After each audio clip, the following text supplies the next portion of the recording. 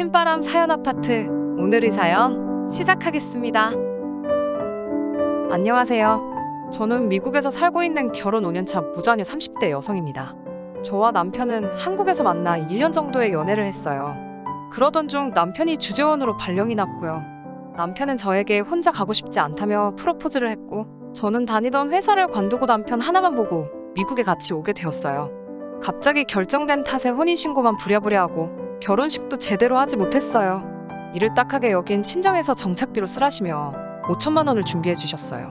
시댁에서도 비슷하게 준비해 주셨고요. 주재원으로 생활하는 동안 넉넉한 월급이 나와서 생활에는 어려움이 없었어요.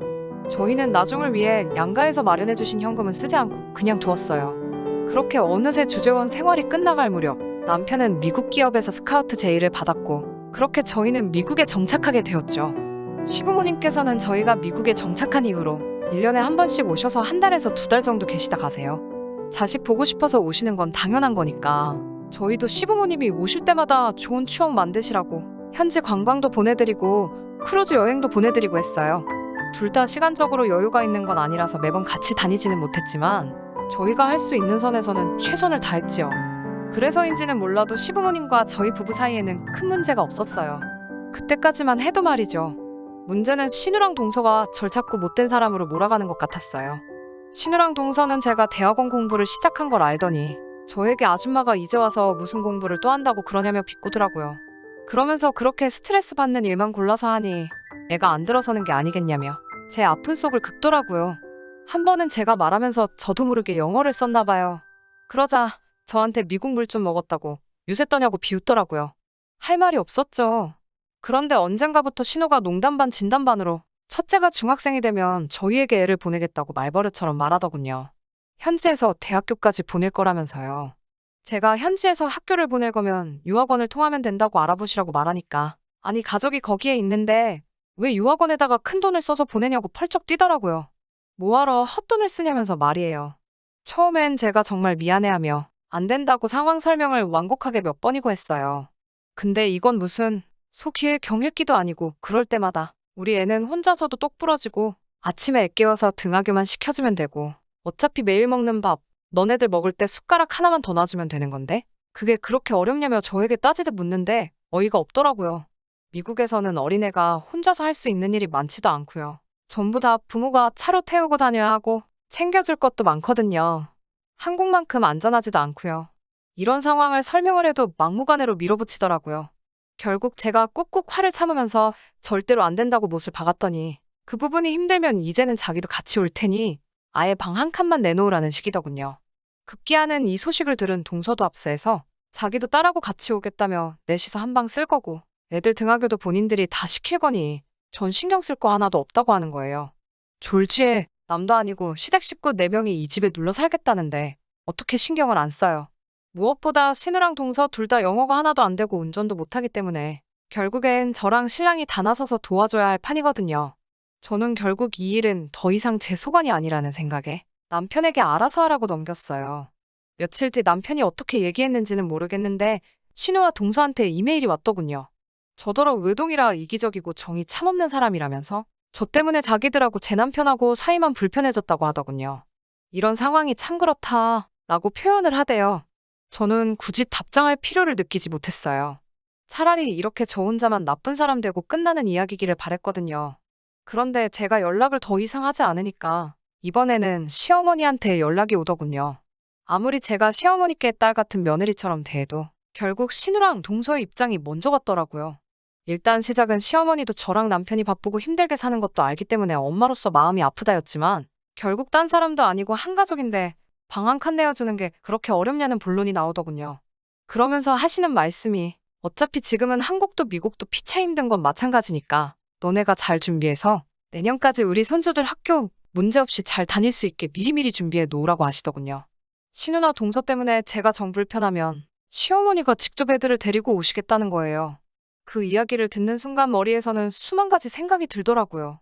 성격대로 받아치기엔 남편 입장이 걱정되고 남편을 더 이상 난처하게 만들고 싶지도 않았지만 그냥 참고 있을 수도 없었어요. 저는 결국 시어머니께 반대로 형님 시댁에서 형님께 이런 부탁을 한다면 시어머니는 뭐라고 말씀하시겠냐고 따지듯 물었어요.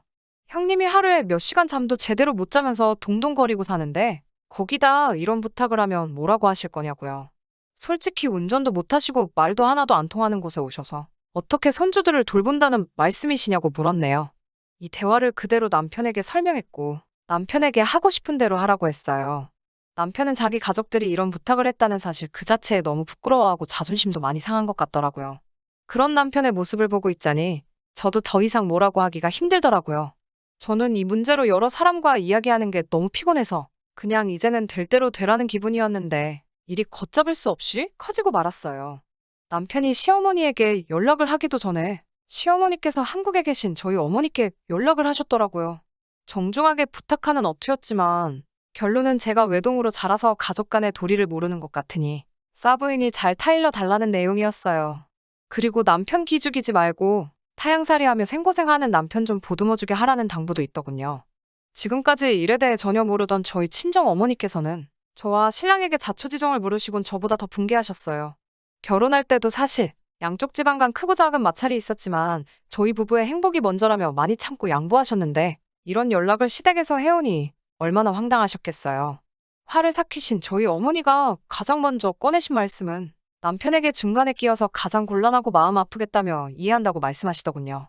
그러면서 저희 어머니는 저희에게 사부인이 이렇게 연락을 해오신 이상 이건 이제 어른들의 문제인 만큼 너희 부부는 신경 끄라고 하시더군요. 그러면서도 저를 따로 불러 이 일로 행여난 남편 탓은 하지 말라고 남편이 지금 가장 힘든 사람일 거라고 제 남편 걱정을 해주시더라고요. 그러면서 저희 어머니가 남편에게 내가 보기엔 우리 딸이 자네를 잘 챙기고 존중하며 사는 것 같은데 무엇 때문에 사부인이 남편 기죽이지 말라는 얘기를 했는지 말해보라고 하시더군요. 나중에 알고 보니 남편이 시어머니랑 통화할 때 저한테 면목 없는 부분이 많으니 제발 이치에 안 맞는 얘기해서 자기 쪽팔리게 하지 말라고 했나 봐요. 그러자 너네 미국 갈 때 돈을 5천만 원이나 해줬는데 뭐가 면목이 없냐고 난리를 치셨나 봐요. 그 이야기를 들은 제가 너무 화가 나서 다시 그 돈을 돌려드리자 하니 남편이 그럴 필요 없다고 딱 자르더군요. 누나도 여동생도 결혼할 때 다 그만큼 받았다면서 자기가 양보할 필요 없다고요. 저희가 더 이상 대응을 하지 않으니 얼마 뒤 시어머니가 저에게 직접 또 전화를 하셨어요. 시작부터 고래고래 소리를 지르시면서 노발대발 난리가 나셨습니다. 저더러 너 하나만 참으면 되는 걸 어려운 일도 아닌 걸 가지고 이 사단을 만드냐 하시면서요. 너 때문에 우리 아들, 지네 누나 동생이랑 사이 다 틀어지고 사람 하나 잘못 들어와서 집안 꼴 풍비박산 났다고 역성을 내시는 거예요. 결국 이 모든 상황을 지켜보던 남편이 전화를 건네 받았고 남편은 2번 다시 이딴 소리 할 거면 앞으로 전화하지 말라면서 냉정하게 전화를 끊어버리더군요. 남편은 제 손을 잡고 이런 걸로 마음고생시켜서 정말 미안하다고 오히려 제게 사과를 하더군요. 시부모님과 저희는 지금도 냉전 상태예요. 사실 저는 시어머니가 아무렇지 않은 듯 다시 연락해오시길 기다리고 있어요. 제가 먼저 연락을 하면 남편을 다시 이 진흙탕 같은 싸움에 끌어들여야 할까봐 걱정이에요. 비록 사이다처럼 속이 뻥 뚫리는 결말은 아니지만 그래도 전 이번 일을 통해 남편에 대한 확신이 생겼어요. 앞으로도 이 남자 하나만큼은 믿고 살아도 될 것 같아요. 끝까지 들어주셔서 감사합니다. 오늘의 사연은 여기까지입니다. 구독과 좋아요, 알람 설정 부탁드리고 더 좋은 사연으로 다시 찾아뵙겠습니다. 감사합니다.